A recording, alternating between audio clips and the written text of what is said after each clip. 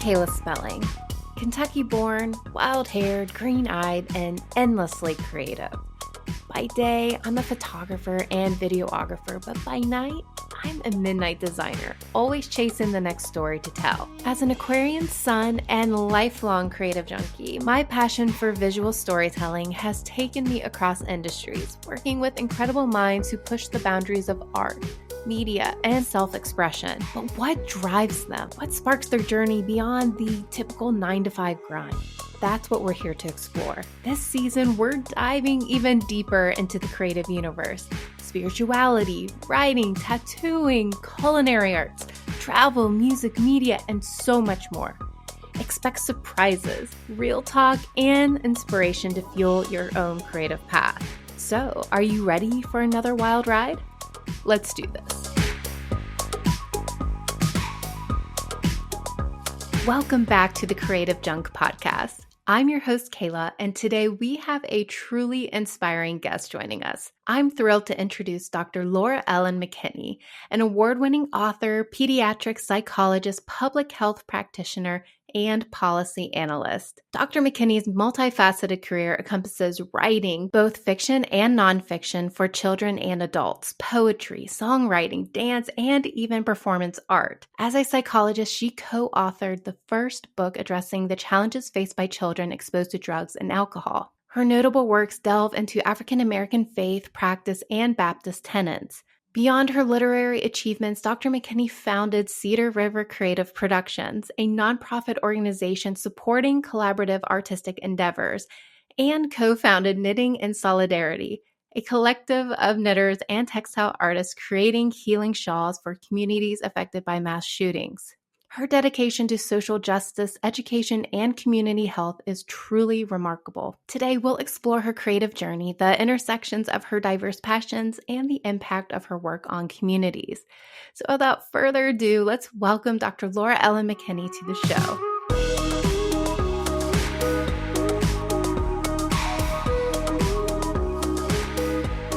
I've been really excited to talk to you because we have a mutual friend, Chris Owens, and he's how I got in contact with you through his really great nonprofit, Artivistus, that he created a few years ago that we've been a part of. You know, for me, it's been on the design end, helping with websites, which I helped with your website, which is great.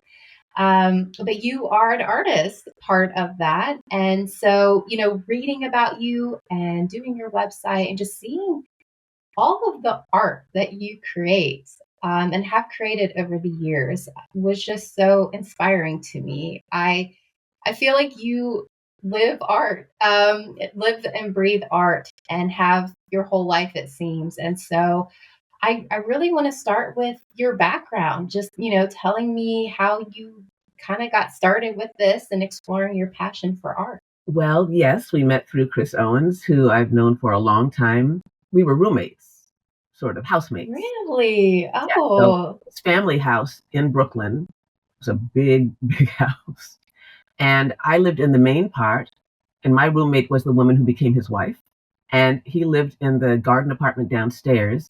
And his brother, Jeffrey, who's an actor, lived upstairs. And before I moved there, I had been roommates with his other brother at another place in Brooklyn. So I've lived with all the Owens boys. Oh, that's funny. Some form. But we discovered, Chris and I, that we enjoyed this same kind of artistry. He had a studio downstairs, and I would do backup singing for him every once in a while and that kind of thing. But the way I grew up was interesting. I'm from a small family. My nuclear family was 2 parents and 2 kids, but I am significantly older than my younger sister. So we were really raised rather separately. So she's very different than I am on the creative bent. Mm-hmm. My parents were active in the community. My father's was a minister who was quite well known as a civil rights leader in the Seattle area in Washington State and throughout the country. He and Martin Luther King had been childhood friends and then were freshmen in the same class at Morehouse College. And when King was offered I'm sorry, when the church was available in Montgomery, Alabama, their fathers were asked to put their sons forward because my grandfather and King's father were very good friends who were the best known Black ministers in the country at that time. Wow. My father was offered the job first, turned it down because he wasn't a Southerner, right? He's born in Michigan, grew up in Ohio, and didn't see cotton until he was on a train going to Atlanta to attend college. And a lot of the organizational tasks that were things that King became known for had already been planned. Rosa Parks was in training, right? She Okay. didn't just show up on the bus, right? She was in training for that, and it was going to be hard for my father to get the trust of a community that knew that he was quite different, and my mother didn't want to be below the Mason-Dixon line, and that. But in the house that I grew up in Seattle, and in my father's church, there were lots of opportunities for the arts. My father's mother my father's parents, interestingly, were Victorians, which sounds bizarre to say. But on that side of the family, they only had kids every 45, 50 years. Oh. So there's a family name, my great grandfather, and normally this would be great great or great great great, but my great grandfather was an enslaved person Okay. who was born in 1847. His son, named after him, my father's father, was born in either 1888 or 1892. Big gap. His Yeah. first son was born in 1925, and Oh my his gosh. son, my cousin, was born in 1966. Those are huge gaps. There should be 6 other generations in there Yeah. that aren't there. But Wow. my father's mother is, to my knowledge, from a family of free people of color. And on their side of the family, the girls started going to college in the late 1800s, and my grandmother went in 1920 something. And then she went to Columbia University for graduate school Wow. and majored in music, composition, choral, something or other. And she played stringed instruments. She played the violin, the viola, the cello, the standing bass. She played the piano, and she sang, and she taught those instruments to her kids. So for a while when I was growing up, my father played violin and the standing bass. My mother, for a minute, played the piano. My father sang beautifully. My mother loved to sing, but this is how this is an example of I wouldn't tell anybody not to express themselves artistically. But Yeah. there was a day when there was a sound coming from the basement that I thought was a wounded cat because a Oh couple of cats no. had gotten into the laundry room. And Oh so I no. said something to my father about that. And he says, I think your mother's having a nervous breakdown. And I said, Oh well, what should we no. do? And he said, we should pray. I didn't know how to pray. I was 8 maybe. So we go to my parents' bedroom. Dear God, please help my mother who's having a nervous breakdown in the basement. And then we tip down the stairs. And we get down there and she's, pardon me, boys. She was singing and dancing. And I Oh said, Daddy said you were having a nervous breakdown. So that's how bad my mother's voice was. no. Oh, bless her. Yeah, and Bless her. I never asked him. I have to assume at this point that he was joking, and he just put me through this crazy thing.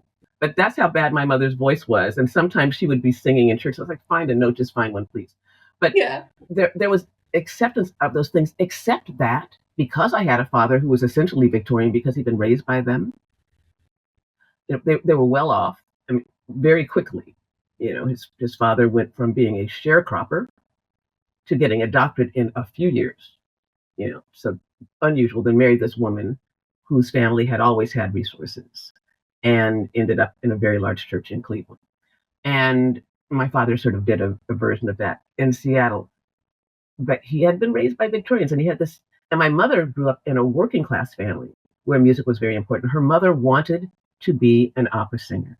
She couldn't figure out an avenue to do that. I lived with my mother's parents in Cleveland from the time I was maybe 2 years old until right before kindergarten, and lots of music in that house. My grandmother ended up being the choir mother.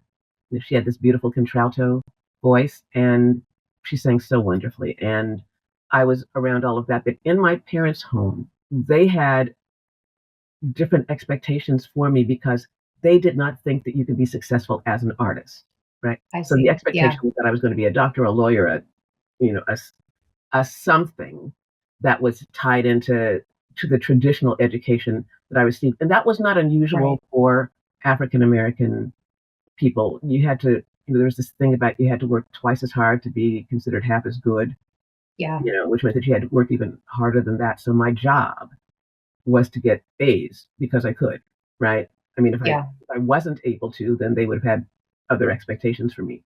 But that was the expectation. And so I wasn't really encouraged in my artistry, although it was there.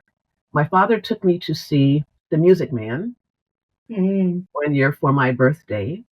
And then afterwards, we went to Littler's store where he was going to buy a tie or something. And I was I'm very tall now.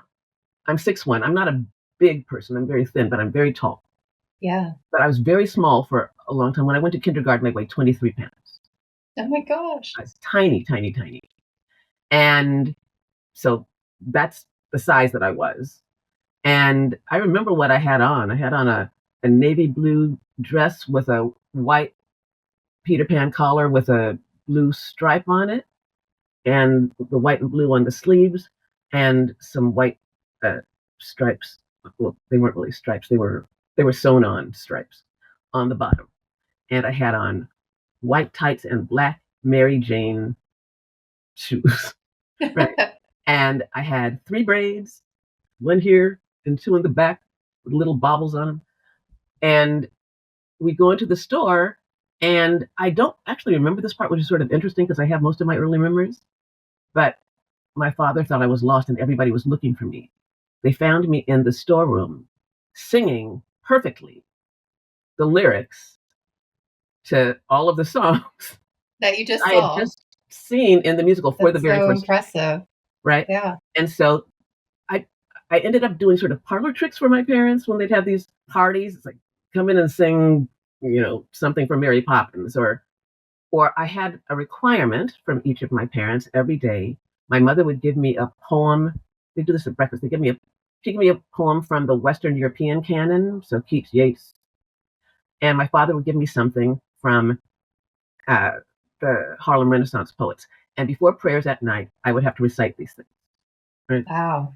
And so there was art in that way, but no expectation other than performing somebody else's stuff that I would do it. Because I danced. I was at a private school that's best known for Bill Gates and Paul Allen having gone there. So it was this fancy place that I hadn't wanted to attend.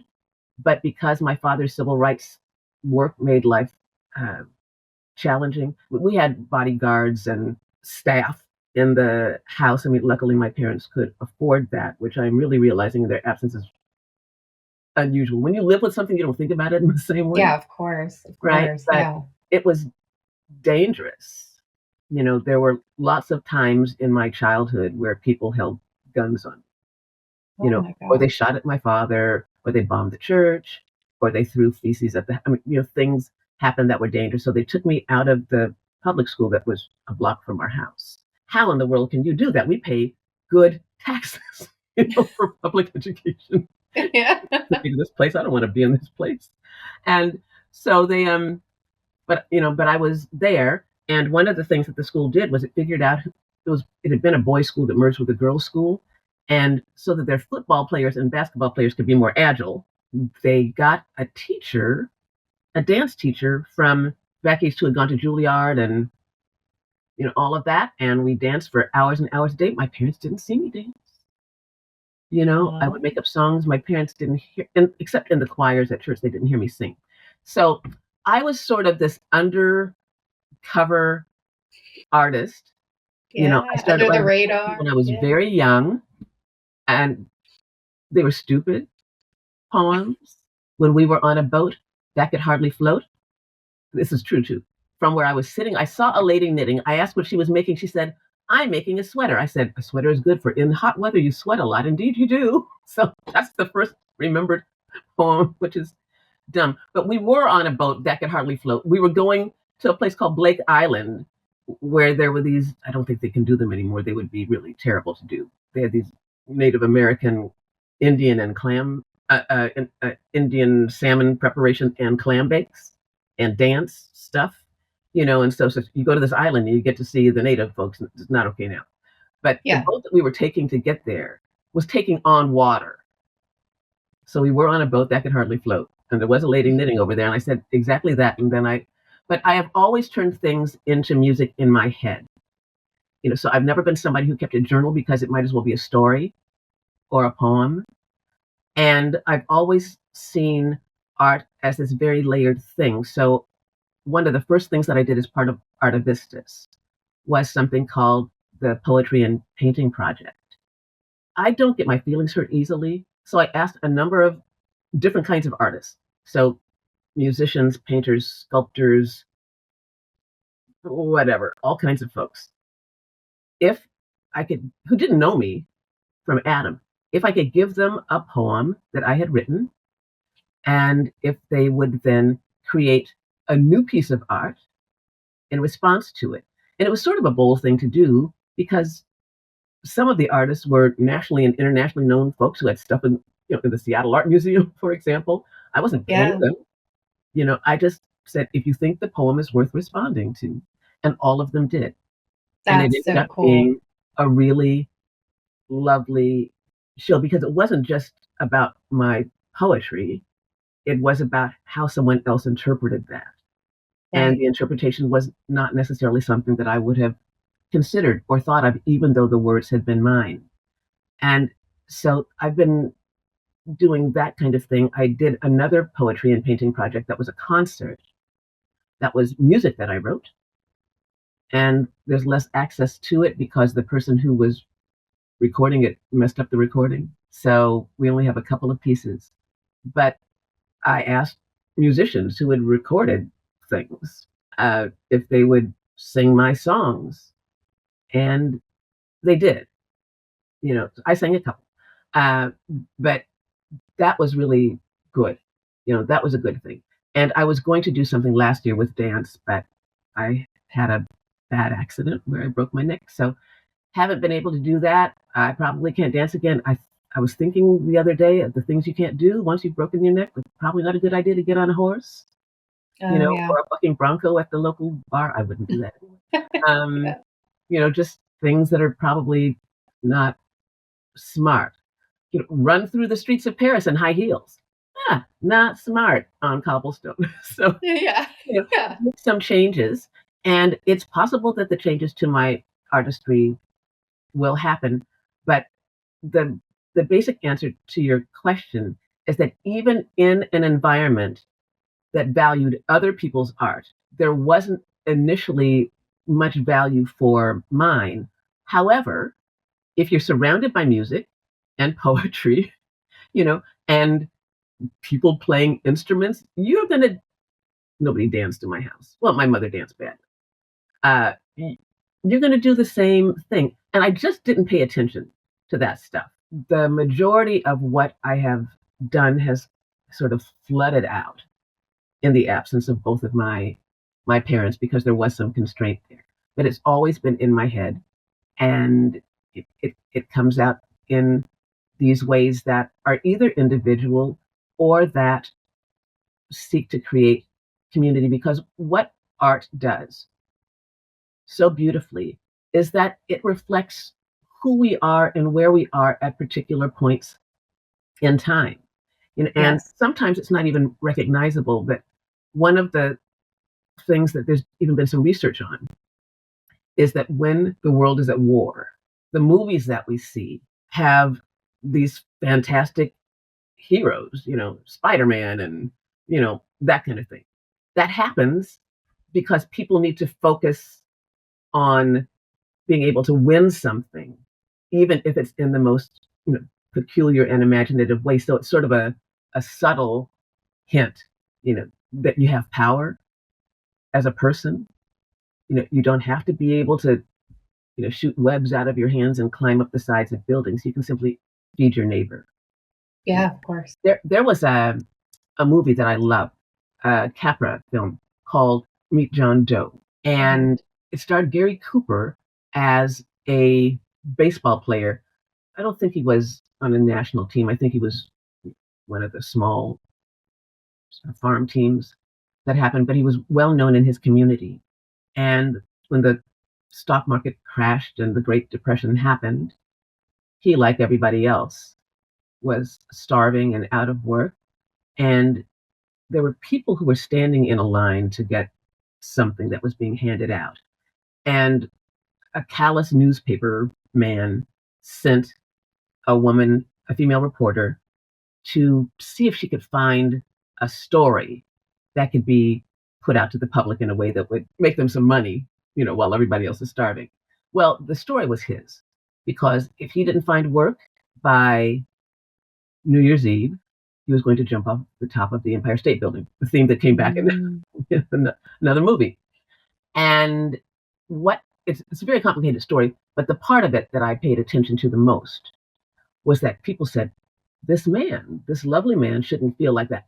Neither should any of us. So they started all over the United States. They started John Doe clubs. So if you were a seamstress and your neighbor's kids needed new clothes, or they needed the hymns taken out or taken up or whatever, you did that.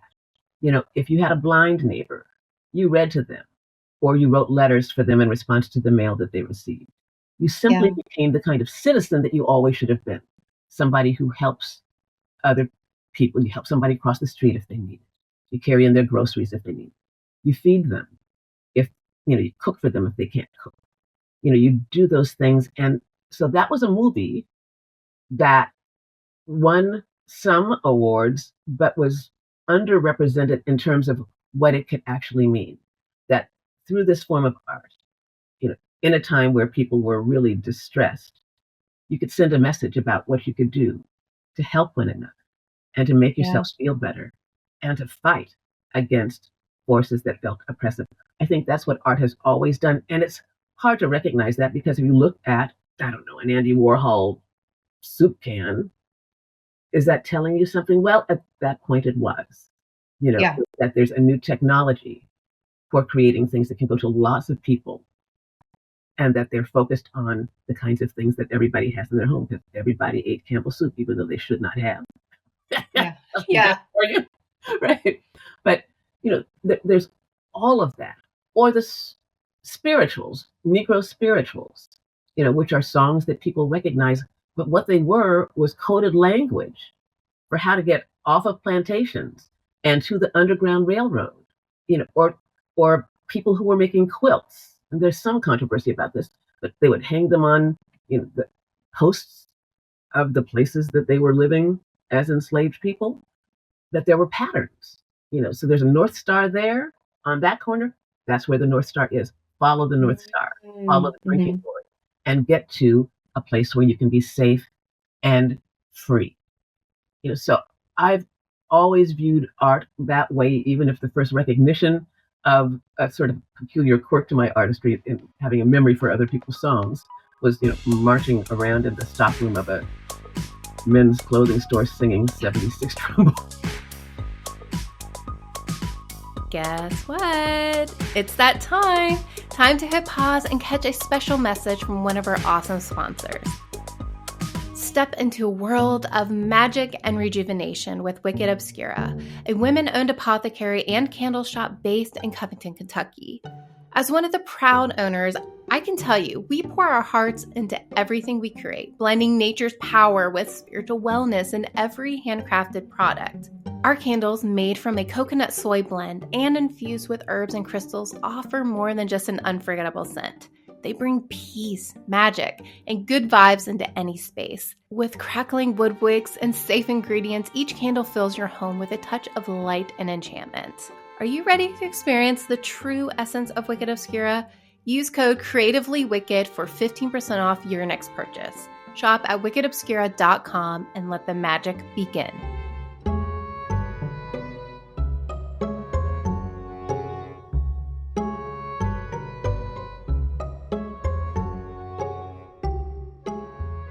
Well, and so you've done so many different art forms too, which I think is, and that's the thing, like, first of all, what you said a little while back, talking about your mom, you nail it where it's like, just express yourself. You may don't, for one thing, as an artist, you shouldn't compare your art to someone else's, right? That's number one. You should never do that, because what you have to offer is something special in your own way, in what you create. And that memory of your mom, like, yes, of course, like, her voice made a bit awful, but it brings a smile to your face and it warms your heart, and maybe that's what that was meant to She be. It was was supposed so to just, happy down there dancing in the yeah. family room, and it was making our ears bleed. But bless her, she was just having a good old time until we insulted her by saying that we thought she lost her mind. You know? Yes, I think everyone has some kind of artistry in them. Not everybody's going to be Van Gogh. Not everybody's going to be, well, he was certainly tortured, but not everybody's going to be an artist that is recognized. But you can sing in a community choir. You Mhm. can rap your own lyrics. You can write other forms of poetry. You can tap dance. You can swim rhythmically. I mean, there's some kind of movement, rhythm, rhyme to everyone if they can recognize it.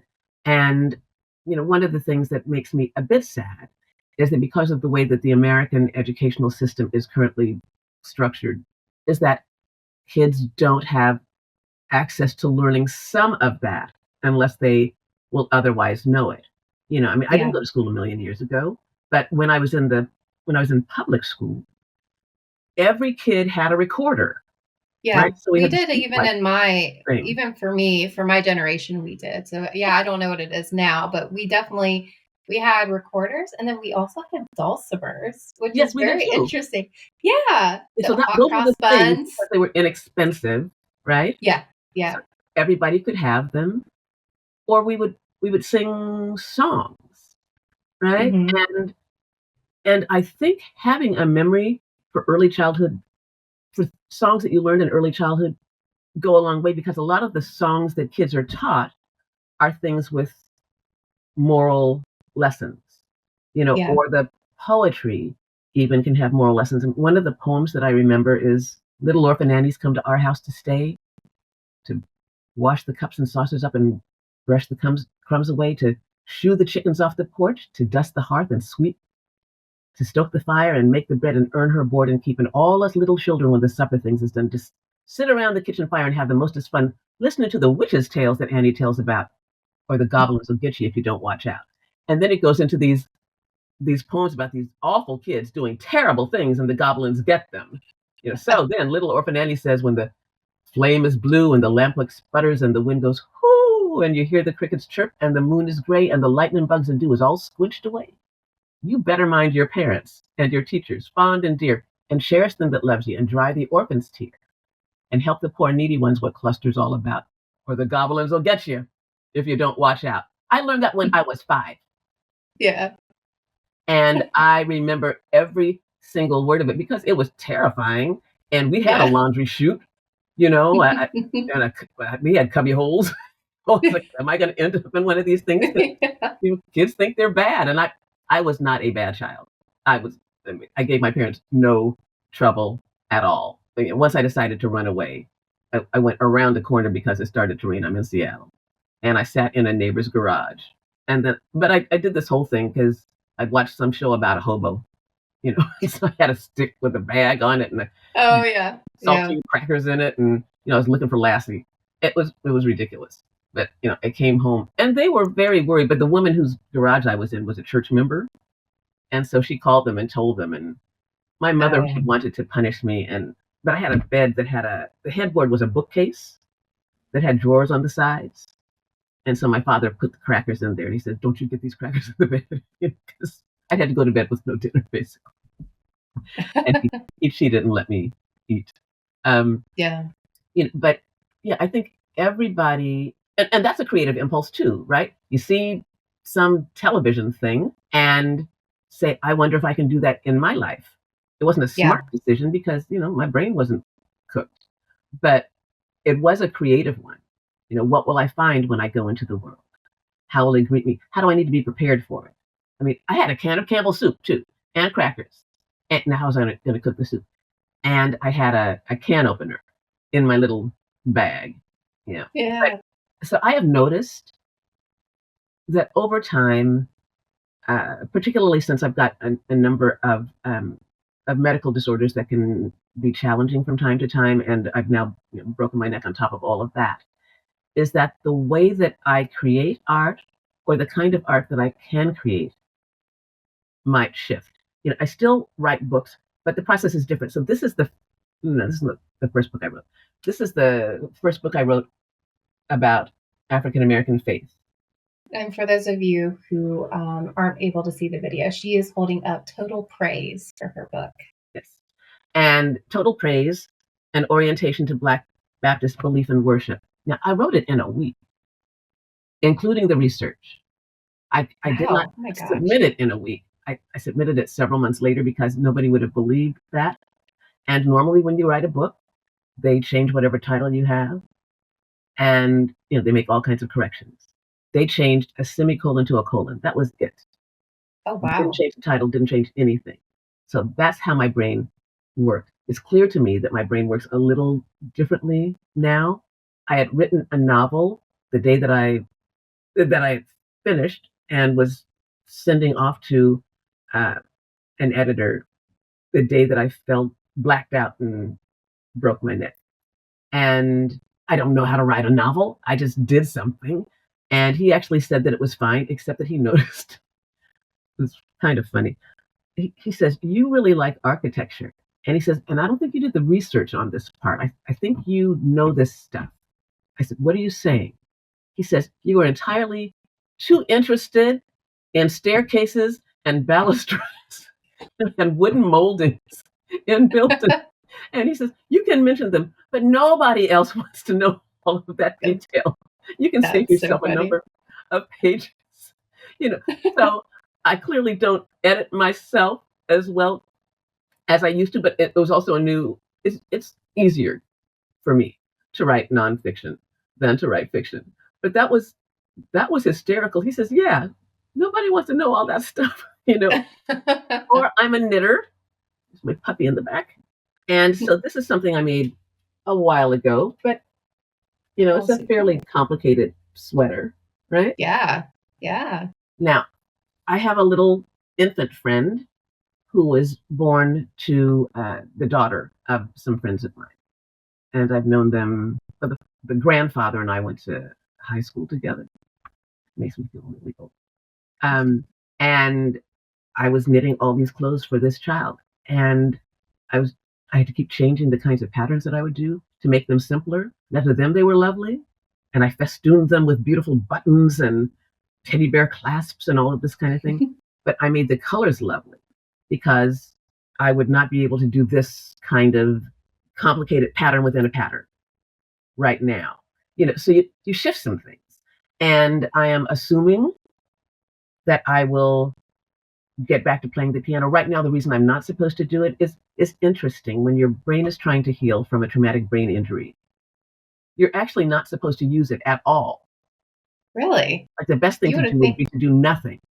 Because at one point I went to my doctor and I said, I'm trying all of these things to see if I can get them back. He says, what?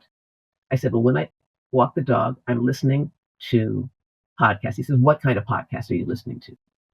I said, the Atlantic, the New Yorker, the New York Times, things.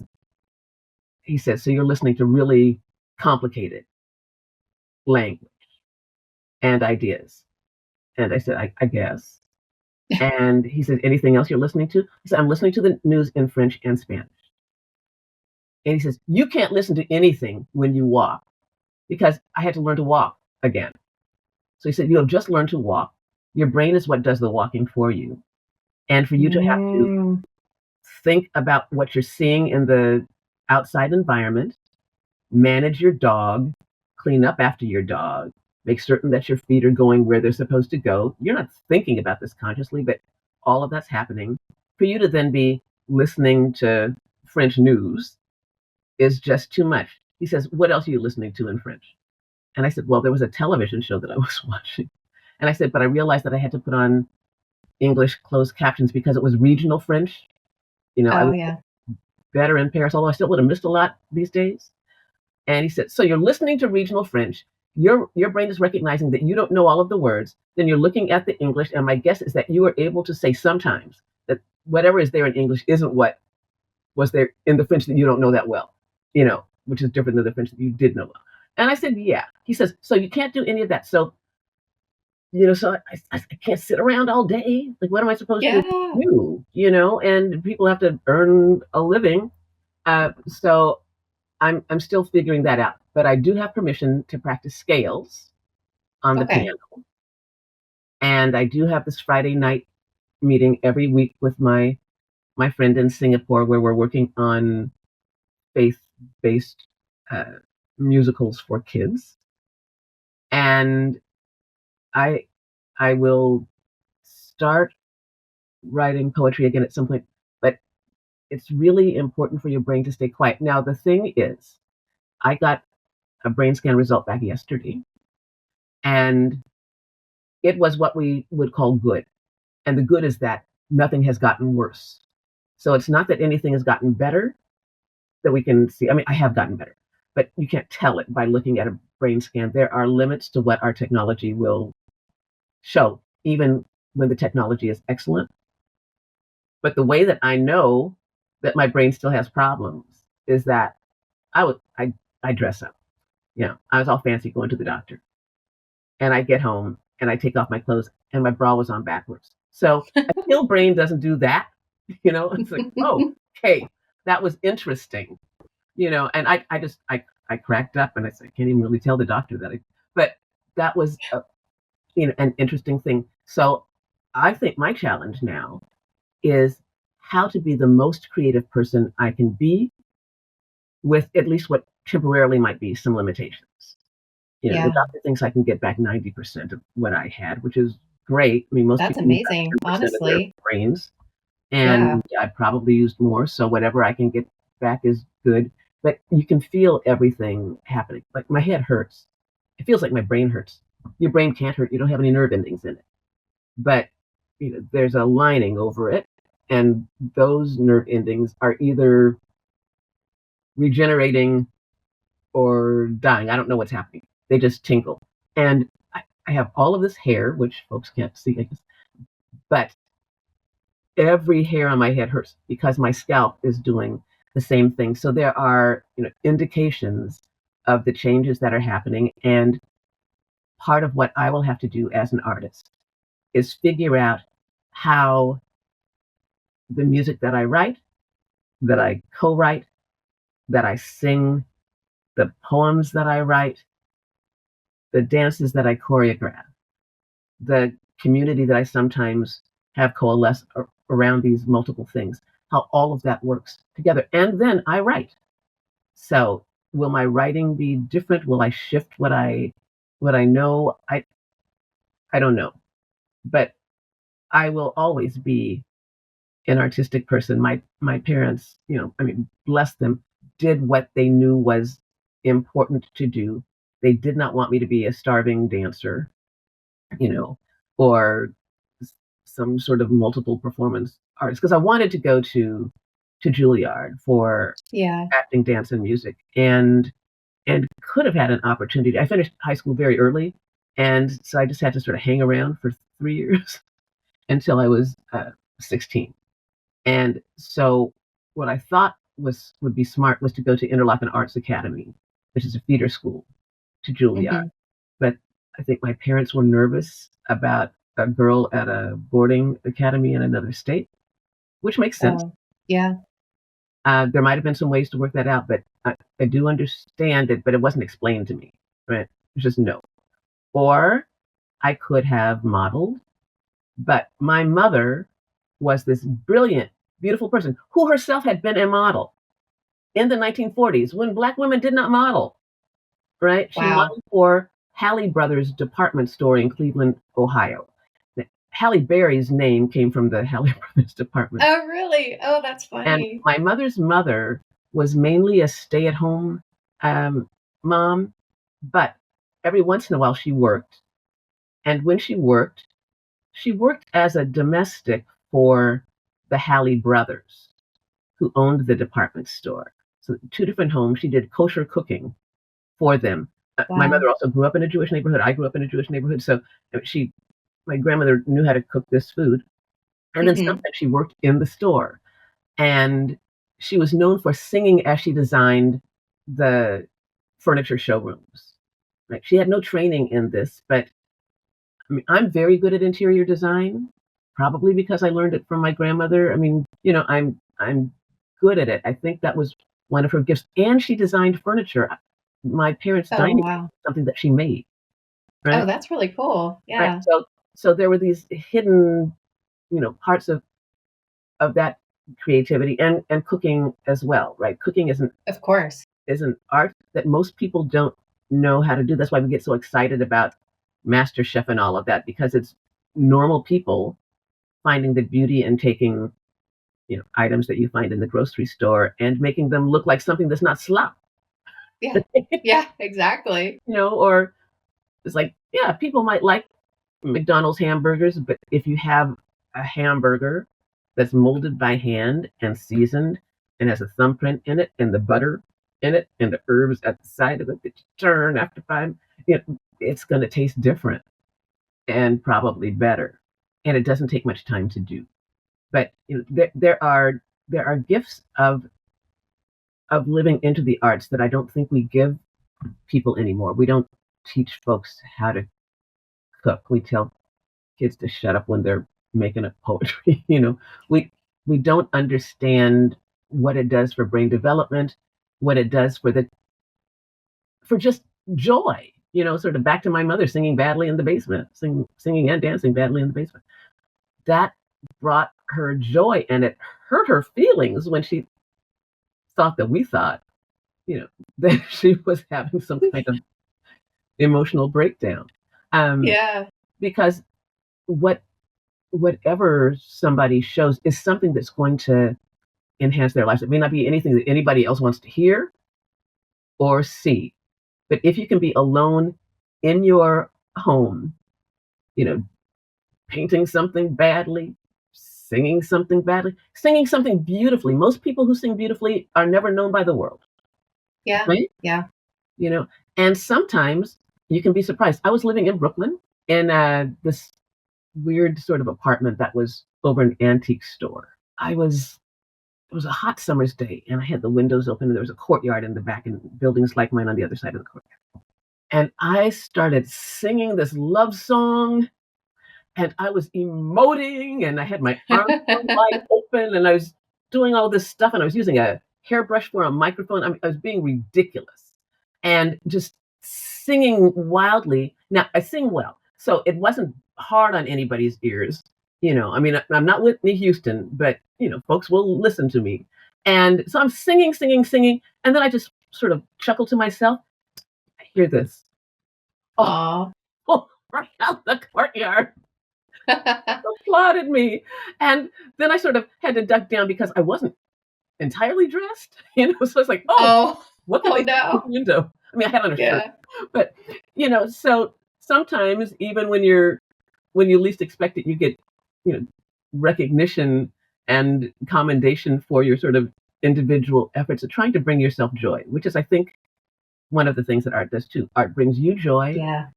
It brings education, information, statements about politics, points in time, eras, whatever, to the people who see it, explore it, hear it, are curious about it. And that's why I'm glad that art exists and that there are so many expressions for it. And I am grateful to have ended up with a number of gifts and to have not paid attention to my parents. Yeah. Yeah. Love them, but I am too. I'm glad that you decided to go under the radar and really develop that for yourself. Because I mean, you've created such incredible work over the years. I mean, you've got a number of books, and I saw the video. I think we put it on your homepage, but it was of your interpretive dance that you did. That was Oh, that YouTube yeah, video. like That my was so sort of dance beautiful. off of a broken leg. Right? Oh, really? Yeah, I mean, I remember I was talking a little bit at the beginning of that because I've been asked by this church to do this interpretive dance, and I was trying to figure out what best to do because I'd had the cast off my leg for 2 weeks, maybe. Oh yeah, And right.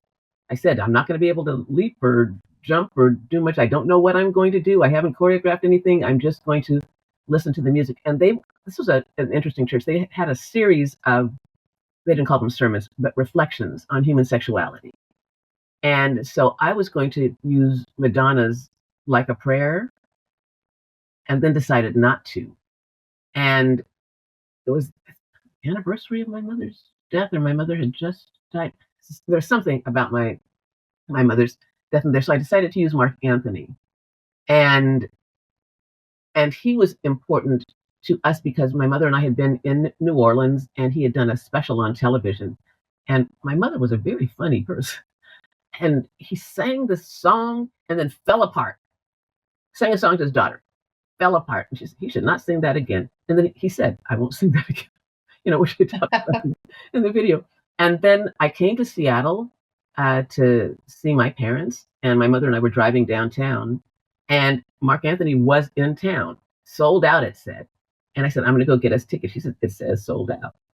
And I said, they always have tickets. They have tickets in case the president, the mayor, the somebody shows up. They always have, 10 extra tickets. So I went and I said, I'd like tickets. They said, it's sold out. I said, I want the tickets that haven't been sold. The president's not coming. so so I ended up getting us 2 seats.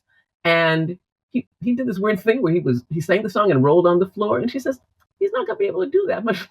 And he gets up and says, I can't do it much longer. So I danced this dance thinking about all these funny things that my mother had said about Mark Anthony, but not really being able to use my right leg. So I did the best I could. And I think it was clear to the folks who were there that you can tell when people mean something. Yeah. Sometimes you will hear somebody sing a song. It's like that song means nothing to them. They don't believe it. Or you cannot be 7 years old and singing some song about how your heart got broken by a man in Amarillo. That just doesn't work, right? And so I think they could tell that there was sort of pain and loss and joy in this dance that I created in the moment. And so I'm glad that that's there. I think it's on the opening screen. Yeah. And I do have some more things that we can talk about later to go on. But I think how you present yourself as an artist is also important. So having people see a moment of vulnerability for me connected to art, I think is a good thing to be there when you open my website. And then you can go to all of the things that are, confident and comfortable and all of that later. But yeah, I think art is also vulnerable. You are putting something into the world with no idea whether it will be responded to or not. And people get confused about this. They write a brilliant play. Nobody hears it. Somebody writes schlock. And just the moment in time, for it to be heard. I have a movie about my mother that's going all around Hollywood now, and nobody quite wants to touch it. It's very good. I have a television pilot. It's brilliant. I've won all kinds of awards for it. Because a lot of things get on TV now because you win these contests. Oh, right. Yeah. So I've won about 8 contests for this.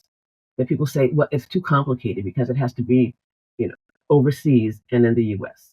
And it's music, which means that there are different fees that are associated with that, or we have to get certain kinds of artists to do it. Because who do you think should be the stars? Alicia Keys. It needs to be somebody who sings and plays classical piano, right? Yeah. And says, it just costs too much, So I get frustrated sometimes when I look at something on television and I just say, you don't want to pat yourself on the back too much. But if people who know this stuff have said that your things are good, it's like, why did they put that on? Well, because sometimes people just want something that's simple. They want something that will make them laugh, that they don't have to think about that much. That's, they want some thing where everybody shows up at the bar and says, hey, Norm, right? I mean, that was a well-written show. Yeah. But it was a simple kind of thing. people went to the Cheers bar in Boston, and everybody had a very distinct personality, and the personalities got together sometimes and they clashed, and that was the whole show. Yeah. Or friends. They just live in an apartment and they do stupid things, and they go to this one cafe with a goofy waitress. That's the whole show. No people of color on the show. No diversity in New York City. How does that happen? Yeah. Right. Seinfeld, same thing. Show Yeah. about nothing, brilliantly written show about nothing, but shows about something are harder. Yeah. So I don't know if anything is going to happen with my film or my television show. I have a couple of solo plays that I've done actually, and some other ones that sort of make up a series. So I will simply keep doing the things, and if they get into the world, I will be happy. If not, they are registered, under my name, or the music isn't ASCAP, so it can be discovered. Somebody might want to sing something. Yeah, you never know. You never know, and so I'm just hopeful about that, and I'm looking forward to being able to put more of my brain in that direction. Yeah. So.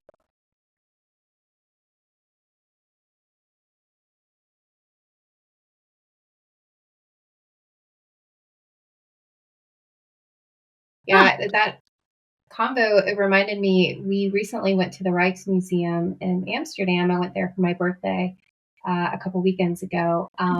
And I had been to the Van Gogh Museum before, so I was like, well, I have to now go to the Rijksmuseum, to see Rembrandt's art. And, of course, they do have a couple pieces of Van Gogh there. And it really got me thinking because, they have the whole Impressionist floor with some of Van Gogh's work and other artists. And, it really made me realize for him, people thought his art was terrible at the time, right? And of course, and he's a tortured guy. He was a very loudmouth, rough kind of guy living in the south of France, which is super quiet and serene. And here's this redheaded, brutish guy. But just seeing all of the art next to his, it was like I could kind of understand why people thought that, because it just wasn't what they were used to. Like when you look at the other artists next to his, it was like beautiful fine lines and like the use of shadow, very reminiscent of Rembrandt, right?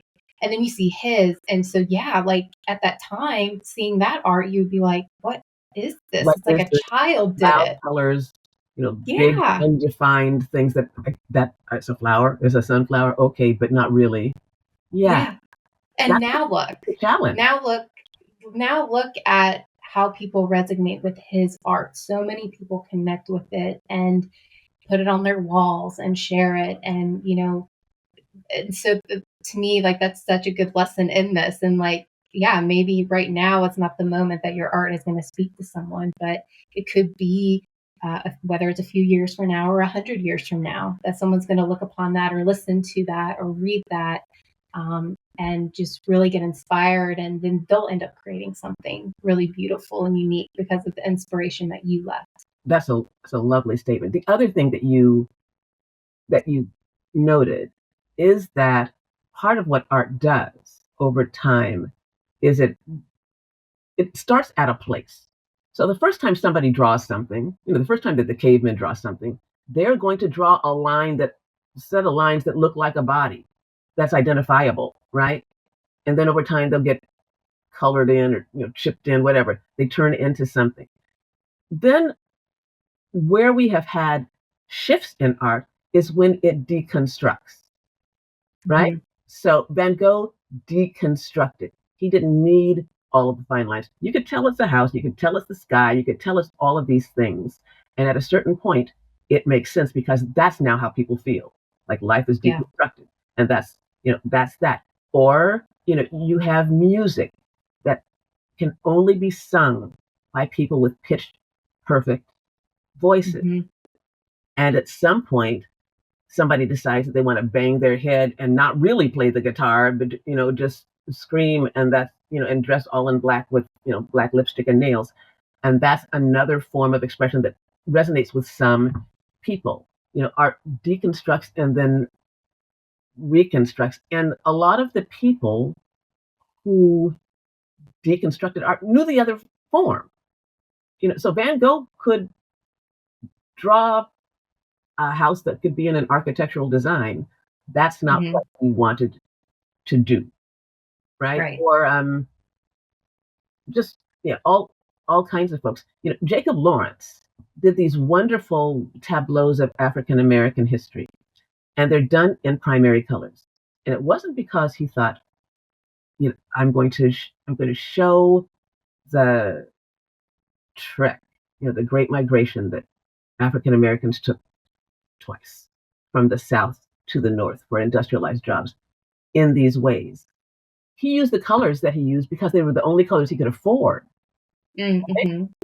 Right? But then the creative part of his brain did something that I can't actually understand. It's something very much like what happened with the Sistine Chapel, right? So the Sistine Chapel is this amazing thing, but it was painted in bits and pieces that went together. And what Jacob Lawrence did was he'd say, okay, there are going to be 50 paintings in this series.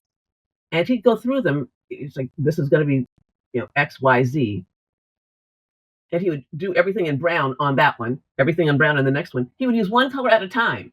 So he knew what they were all going to look like when they finished with the brown, red, green, orange, yellow, blue. Yeah. But he just did one color at a time, which is unimaginable to me because I can do lots of things. I cannot do figurative painting to save my life. Yeah. I have tried. I went to a class, they had nude models, and everybody laughed at me because the only thing that I could do was the woman's left buttock. That was it. Couldn't get the rest of the body. But the left buttock was great, but I just decided that, I was not going to have a career of left cheeks. So that stopped being important to me. But, I would do this very kind of splatter painting kind of, painting. I mean, some of my friends have this stuff on their walls, or I would make these Quaker, what do they call them? They're floor mats, essentially. They're painted floor mats that are then lacquered and used like rugs in kitchens. And so I made lots of those for a while, so that was the way that I painted. I would do these interesting sort of geometric things, or I would just, I just make something up. The first painting that I have actually is from kindergarten. I painted music.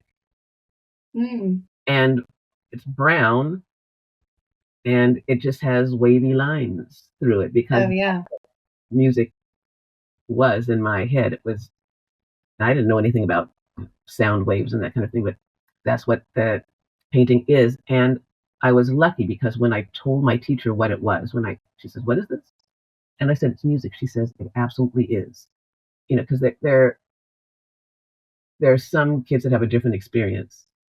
My sister painted a purple chicken, and her teacher told her that chickens aren't purple. And my mother said, "How do you know? And did you take all the kids to see chickens before, see live chickens before you ask them to paint a chicken?" Well, no, then you don't know. There might be a purple chicken out there in the world, There are actually purple eggs, and green eggs. There are all kinds of colors of eggs that we don't expect. So, do you know? But my teacher recognized that it was music, and I had it framed in my house for my whole life. You have we've covered pretty much all of my questions that I had for you. So really to end this conversation, I just wanted to see if there was some really good advice or inspiration that you want to leave the listeners before we leave here. Maybe someone who is, thinking about picking up a hobby, tapping into a passion project. What is it that you can say to them? I think it's kind of simple. If there is something that interests you, then explore it and see where it takes you.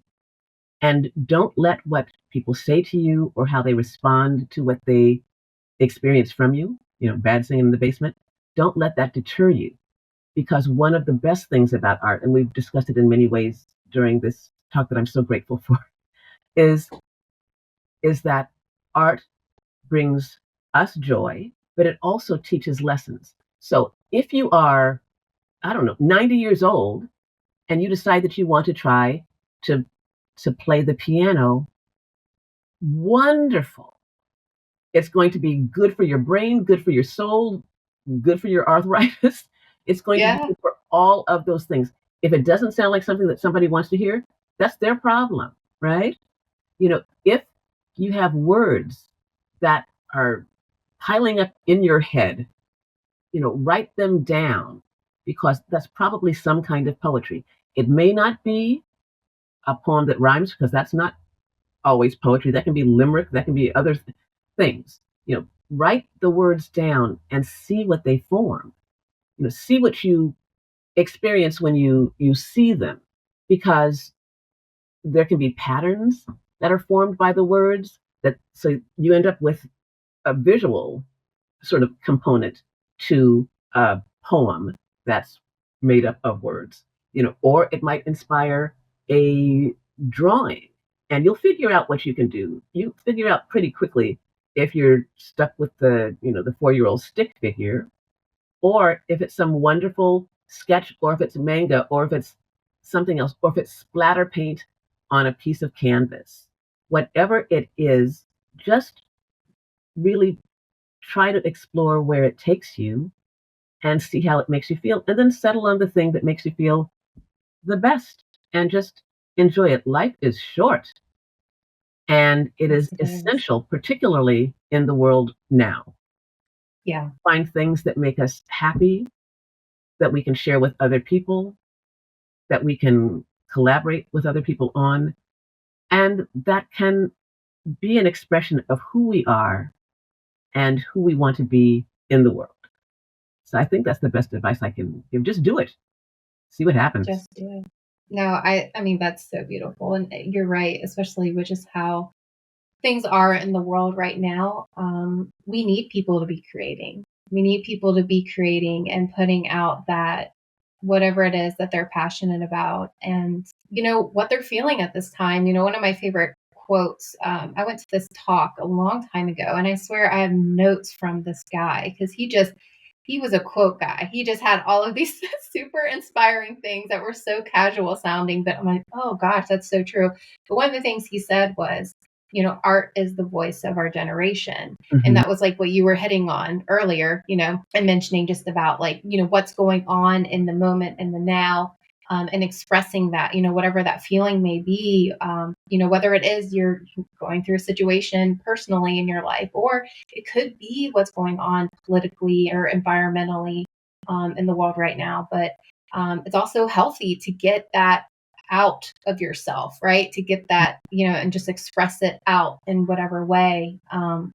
Yeah, we need more people to be creating and showcasing their unique talents to the world. So, And we need more people like you talking to artists to find out what makes them tick and what their particular gifts are and how they share them. That's something that's needed too, because most of what people do goes unrecognized and heralded and acknowledged. So I thank you for this time. I really do. It's good to absolutely. spend time with you. I know that it's morning where I am, it's night where you are, and one of Yeah. the gifts of the internet that we've Yeah. explore more during lockdown is that we've got these ways of communicating that we didn't anticipate. No, I love. no. I just Yeah. I love. I love looking at other people's houses. Yeah. What is that back there? Right? Yeah. That's another Exactly. form of creativity. It's like, oh, that's a painting of X, you know? And why were they interested in that?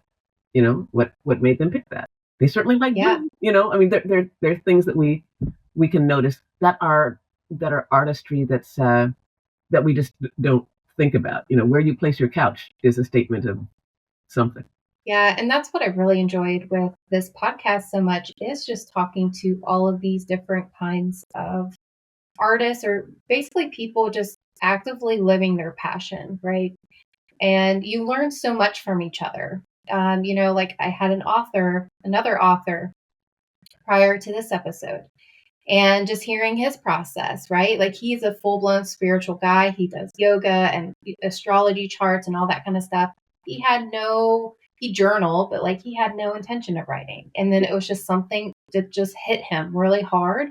And then it just came pouring out, and then so he just had to get that all out of him. And then, him talking about his process of writing and, the self-doubt aspect, right? Of comparing yourself to other people and just not feeling that your piece is going to be good enough. Like, I shouldn't be writing a book. Like, who do I think I am to be writing a novel, kind of a thing. And so, that was something really neat to learn from his process of how he overcame those obstacles to finally his book actually releases tomorrow, which is really exciting. Yeah. And so it's just really neat to hear from all of these different artists, just with all of your guys' different backgrounds, and new art, different things that people are doing and creating. It's inspiring to me, as well as I hope it's inspiring to other people. Maybe they'll be like, hey, maybe I will take up drawing, or maybe I will start writing something and see what that or becomes. Knitting, right? Or knitting. Exactly. Thank you Yeah. so much for this time. I really appreciate it. I'm honored that you asked me to be a part of this, and I'm looking forward to seeing what you do. You will have over time, you already have, but you will continue to have an amazing, eclectic collection of people whose art does different things in different ways. And Yeah. I think this is a great idea, and I thank you for Thank having you. had it and for asking me to be part of it. Absolutely. Thank you so much for taking time and being here with me. And I just hope the best. I'm excited to see more of what you create, especially during this phase in your life. Even though you have your limitations, you're still going to create art from that. And I think that will also be inspiring to see. So I'll be excited to hear from you. Definitely make sure to email me when you've got certain projects that you have coming about. And I'll make sure to also list that on our website at thecreativejunkpodcast.com, so you guys can check out what Lora-Ellen has been up to. Thank you again. Thank you.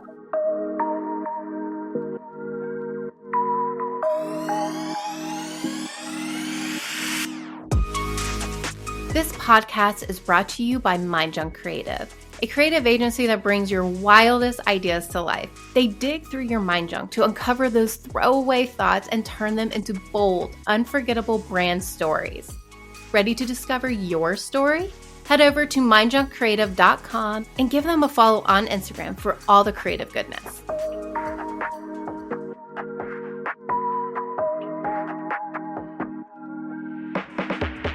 What an awesome conversation. A heartfelt thank you to Dr. Lora-Ellen McKinney for sharing her wealth of knowledge, experiences, and creative insights with us today.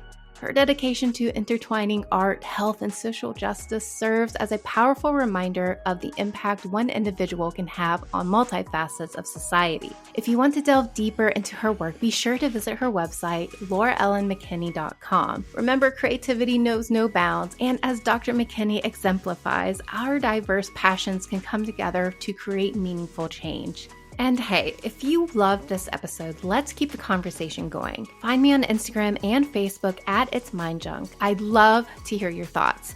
What resonated with you? What's your favorite way to channel creativity?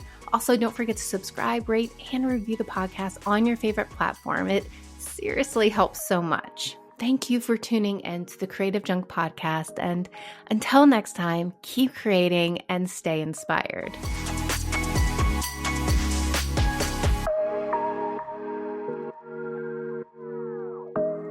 Did you love this episode? Let's keep the creative vibes flowing on Instagram and Facebook. We'll dish about the latest interviews, swap wild ideas, and catch up on all the creative madness. Plus, head over to creativejunkpodcast.com for show notes and all the juicy resources your creative soul craves. Thank you for hanging out with me. Let's keep the creative party going. And hey, thank you for listening.